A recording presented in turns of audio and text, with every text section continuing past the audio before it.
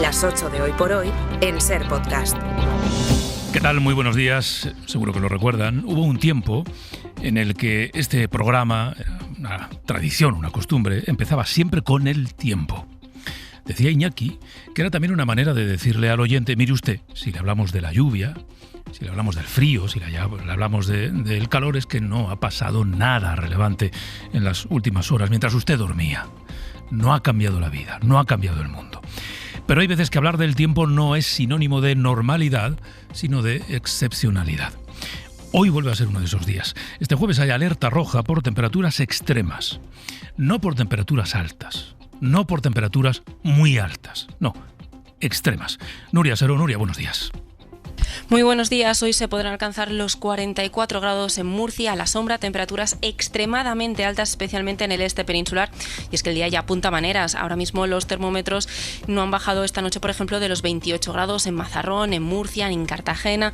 Temperaturas que irán subiendo y alcanzarán valores muy altos, extremadamente altos, como decíamos. En el cielo tenemos que hablar de calima, que deja el cielo un poco turbio, y esta tarde tendremos tormentas que podrán ser puntualmente fuertes o muy fuertes, especialmente entre Alicante, región de Murcia y Almería.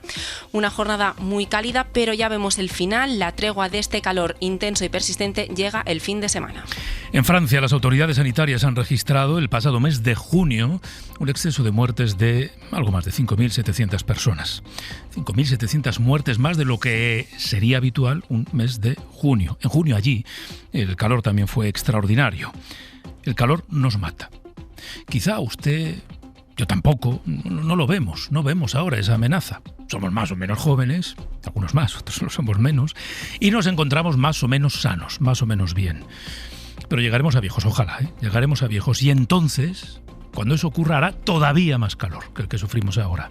Y tendremos que recordar que el calor nos mata cada vez más.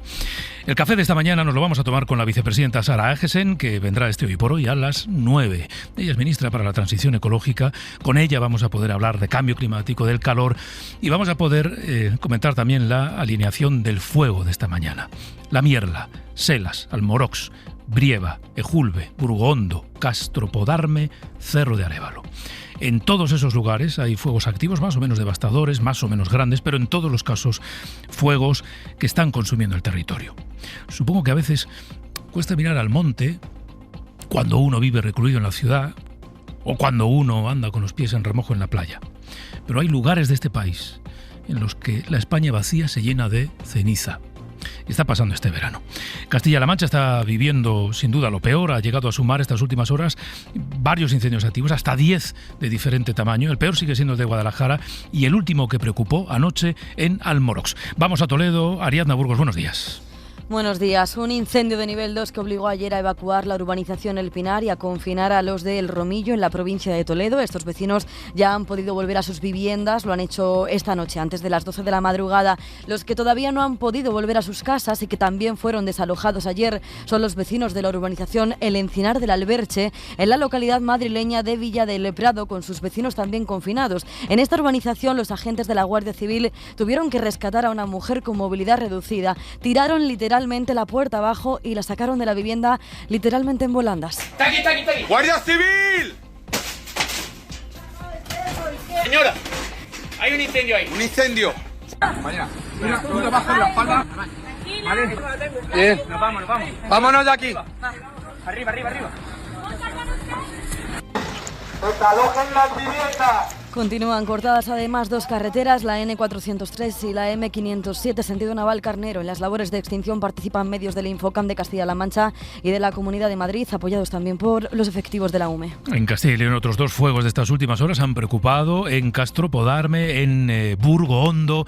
Vamos a Valladolid. Mario Alejandro, buenos días. Buenos días, sí. En la localidad berciana de Castropodarme amanece hoy con algo más de optimismo. Esperan poder perimetrar el incendio que obligó al desalojo de 200 personas. Anoche, sin apoyo de las descargas aéreas, los vecinos se organizaron para proteger sus propiedades. Todo ello hasta que finalmente llegó la orden de desalojo. La alcaldesa Pepi Álvarez ha vuelto a lamentar la escasez de medios. Dice, podían haber atajado las llamas antes. El tener que evacuar dos pueblos es algo inaudito a estas alturas de los años que estamos, y sobre todo muy enfadada porque los medios que se nos han mandado han sido bastantes, pero no los necesarios. No se podía haber llegado a este extremo. Que llegue la noche y que tengamos las llamas a las puertas de las casas en Turinto, Castañero y en San Pedro. Mientras en Ávila, en Burgondo, los vecinos esperan precisamente la incorporación en los próximos minutos de hidroaviones y helicópteros. 100 personas han pasado la noche en el polideportivo y un campamento infantil ha tenido que ser desalojado por precaución. Esto hay que sumar otros 4 incendios activos en Zamora y Segovia, además de la posibilidad de que el fuego salte desde el norte de Guadalajara al sur de Soria. Hablamos de fuego esta mañana, como lo hemos venido haciendo todos estos días, y hablaremos de incendios con la vicepresidenta tercera del Gobierno. Y lo haremos horas después de que ayer Pedro Sánchez insistiera en algo que hoy por hoy es una mera aspiración. España necesita un gran acuerdo, un gran pacto de Estado contra la emergencia climática. Porque no podemos acordarnos de los incendios o de las emergencias climáticas que derivan en emergencias de protección civil cuando se producen, sino que tenemos que hacerlo previamente. Tenemos que concienciar a la ciudadanía. Tenemos no que banalizar sobre los efectos de la emergencia climática, sino tomárnosla muy en serio. Y eso no es política, no es ideología, es ciencia, son datos. Pedro Sánchez viaja este jueves a Valencia, se va a acercar a la factoría que tiene Ford allí, en esa comunidad, horas después de que ayer se anunciara un acuerdo entre esa empresa y otra empresa china para la fabricación de coches allí. Esto significa, en resumen, o más carga de trabajo, o más puestos de trabajo, o al menos garantías para los puestos que existen ahora. Y esta imagen puede dejar un momento simbólico, ¿no? Sánchez, el presidente de la Comunidad Valenciana, juntos, horas después de que esa comunidad se convirtiera en la primera en la que el Partido Popular, hay que poner la responsabilidad en quien la tiene, en la que el Partido Popular acepta plasmar en una ley, en este caso los presupuestos, el concepto de prioridad nacional. Radio Valencia, Natalens, buen día. Buen día. El empadronamiento va a ser la primera barrera para obtener las ayudas, una asignación prioritaria de los recursos públicos a quienes mantengan un arraigo real, duradero y verificable en la comunidad.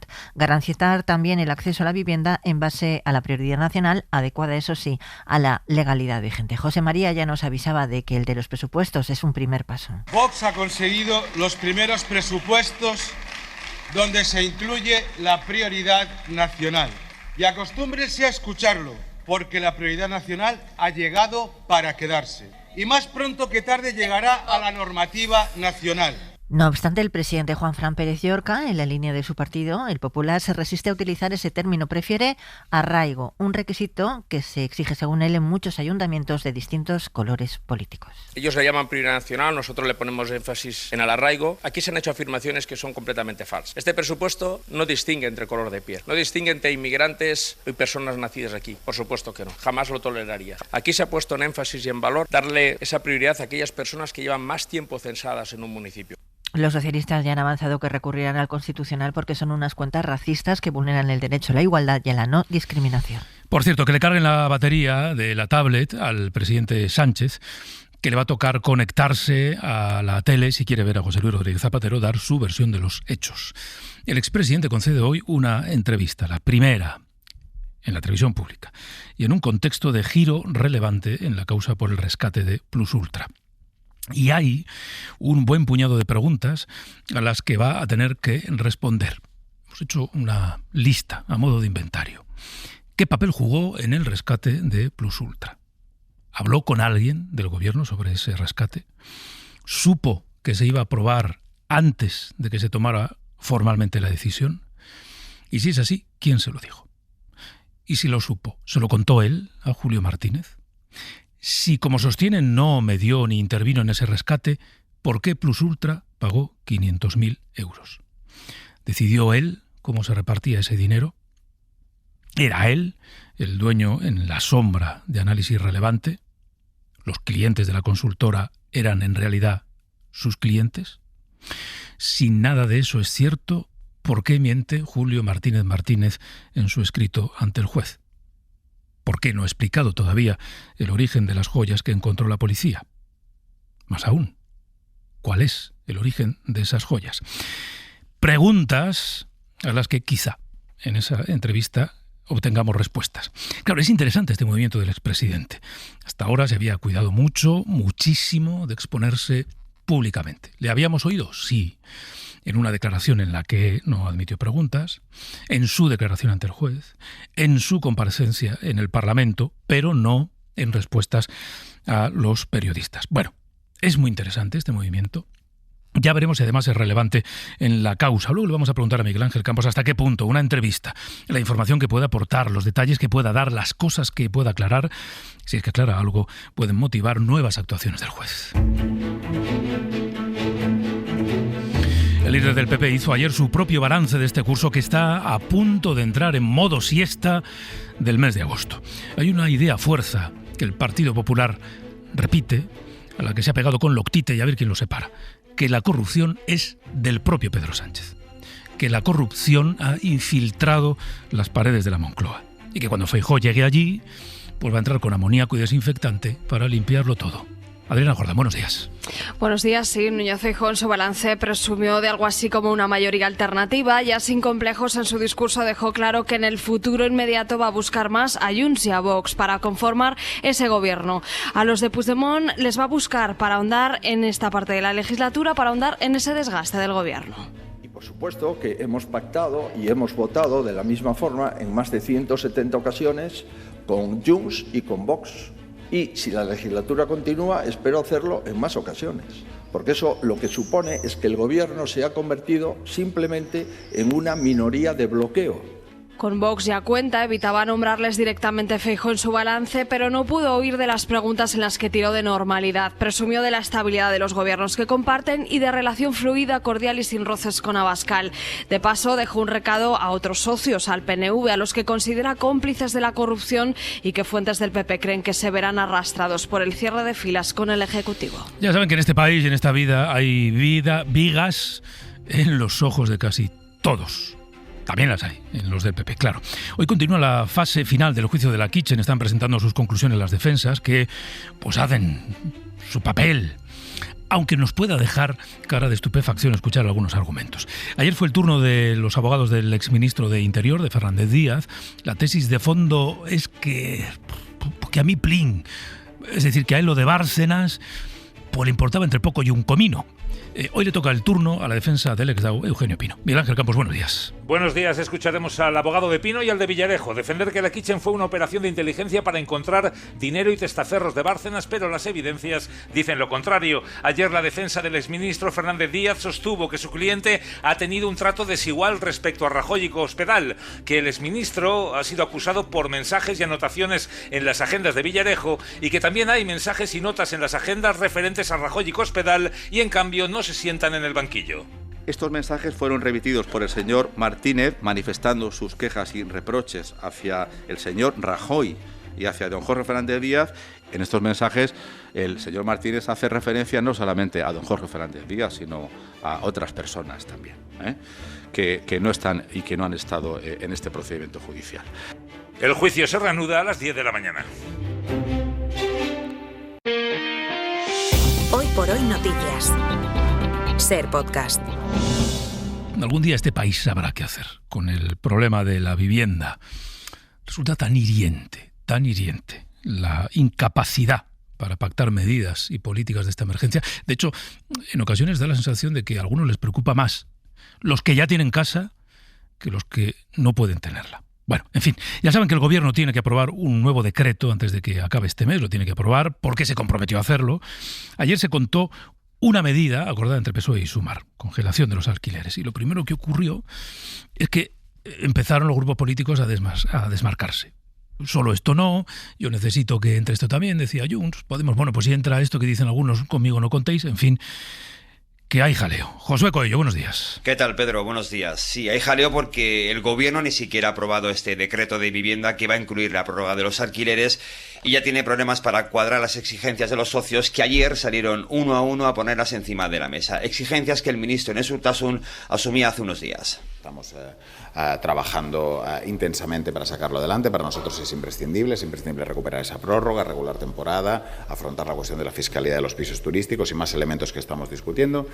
Bueno, pues aquí empieza el baile, porque para que el PNV apoye este decreto, los jeltzales exigen reformar la ley del suelo para poder construir más vivienda. Pero esta reforma no tiene el visto bueno de Podemos. Fuentes de los morados nos dicen que para sentarse a negociar tienen que eliminar esta reforma porque consideran que es una línea roja. Pero a su vez, a Podemos tampoco le gustan las bonificaciones fiscales que Junts quiere para contar con sus votos. Al tiempo, ambas formaciones, Junts y Podemos, discrepan sobre la moratoria antidesahucios. Los morados quieren incluirla y los independentistas no quieren. Todo esto, Pedro, pero hace que PSOE y Sumar estén a esta hora buscando soluciones antes del próximo martes. Tienen 5 días, hoy, mañana, sábado, domingo y lunes. El martes por la mañanita ya tiene que estar más o menos preparado. Por cierto, este dato es muy interesante. Hasta 1/3 de los españoles necesitaría acometer reformas que mejoren el confort térmico en sus hogares, en sus casas, pero por A o por B, por presupuesto, porque no son propietarios, porque las comunidades no se ponen de acuerdo y no lo facilitan, por lo que sea, se quedan sin poder mejorar sus casas. Sira Valdés. 1/3 de las viviendas españolas necesita una rehabilitación para mejorar su eficiencia energética y su confort térmico, pero sus propietarios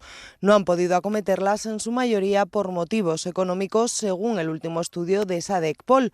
Un problema que se agudiza, explica Jorge Galindo, coautor del estudio, en los hogares de renta baja con viviendas más antiguas. Los hogares de renta más baja, del 25% más pobre, que viven en viviendas construidas entre el 45 y el 60, más de la mitad de esos hogares necesitan reformas y no las ha hecho. Sin embargo, en hogares de esa época, construidos en esa época, de renta alta, del 25% más rico, la cifra es de la mitad, es del 24%. Y esta brecha es precisamente la que más nos interesa, la que más nos importa y donde pensamos que debería focalizarse la atención. Vivir de alquiler o en un bloque de pisos, en lugar de en una casa unifamiliar, también reducen la posibilidad de acometer una rehabilitación energética. De la crónica del mundo, 3 elementos que forman parte del mismo puzzle de Oriente Próximo. Esta ha sido otra madrugada más, 12ª ya, de ataques contra Irán y de respuesta de Irán. Ahora se suman los hutíes de Yemen a este escenario. Y todo esto mientras en Washington Donald Trump ha firmado un acuerdo con Arabia Saudí, abriendo la puerta a hacer aquello que no le deja hacer a Irán, enriquecer uranio. Irene Millán. Un acuerdo que ha provocado las críticas de los congresistas demócratas, que llaman hipócrita a Donald Trump y le recuerdan que ese fue el pretexto que él utilizó para atacar a Irán, que el régimen no podía tener programa nuclear propio. Un movimiento peligroso, dicen los demócratas, que tensiona todavía más una región ya de por sí complicada. Y en la que esta madrugada ha entrado un nuevo actor, los hutíes de Yemen, que han atacado el Mar Rojo, por donde estaban circulando los petroleros que no podían pasar por el estrecho de Hormuz, que está bloqueado. En paralelo, 12ª noche de ataques, Teherán denuncia nuevos bombardeos de Washington que dejan 2 muertos y 11 heridos. Para no perderte ningún episodio, síguenos en la aplicación o la web de la SER, Podium Podcast o tu plataforma de audio favorita.